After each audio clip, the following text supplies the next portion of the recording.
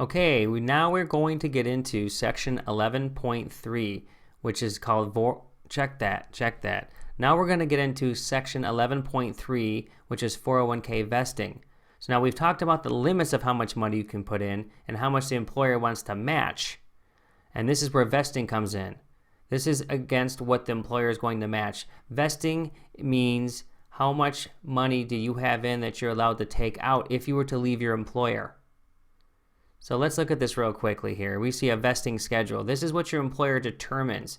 And they say how much money from the 401k that they've matched and has grown that can be taken upon retirement or termination.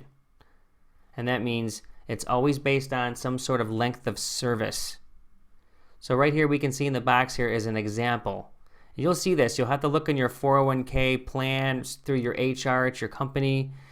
Somewhere in there they can guide you through that. And if there is a vesting schedule, they'll show you what it is. Now some employers will say that you're 100% vested from day one. It just depends on their guidelines. There's no rule behind that. They're allowed to do whatever they want.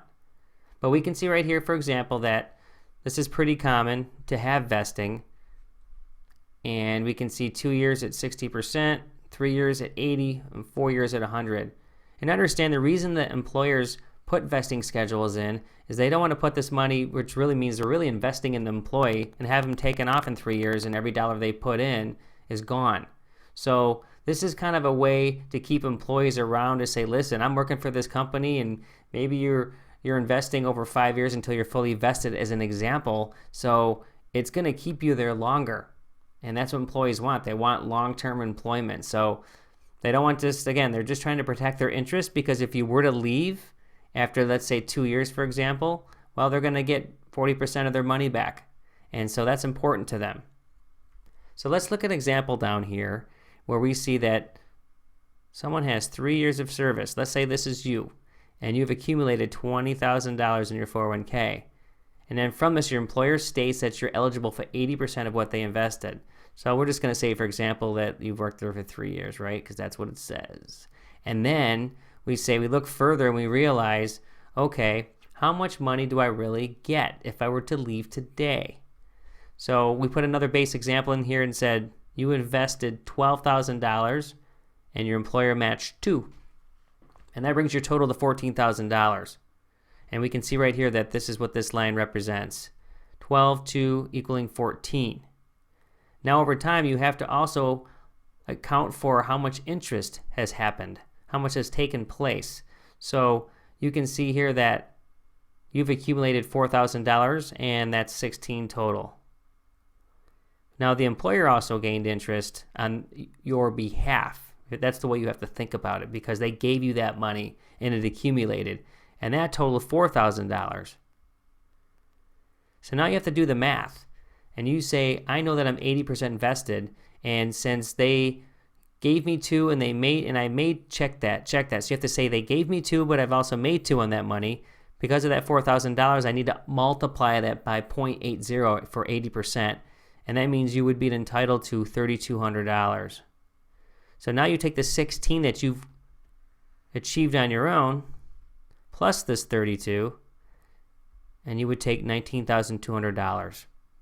So really, in this case anyway, there's only $800 not being able to be taken. Check that. So in this case, only $800 would not be able to be taken with you if you were to leave. So this isn't really bad. But again, every situation is different, and so you're going to have to really understand that if you're choosing to leave a job when you invest your money. Now, you're not losing anything, again, you put in. It's just the fact that they gave you the money. We always say that you should at least at minimal get every dollar that the employer is willing to match, because that is free money. So it could be in some cases that some of that free money is going to go away by you leaving. And that, again, is what helps people stay at their jobs. This is one of those benefits, but also one of those things. It's like a force principle to keep you there.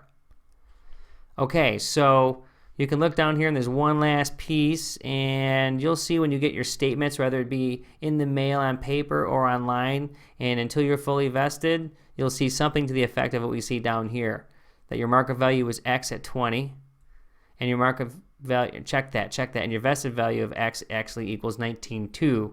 And so you'll know how much money you could take when you go. That way you don't have to do all this math here. Okay, so that's going to do it for this chapter. And check that.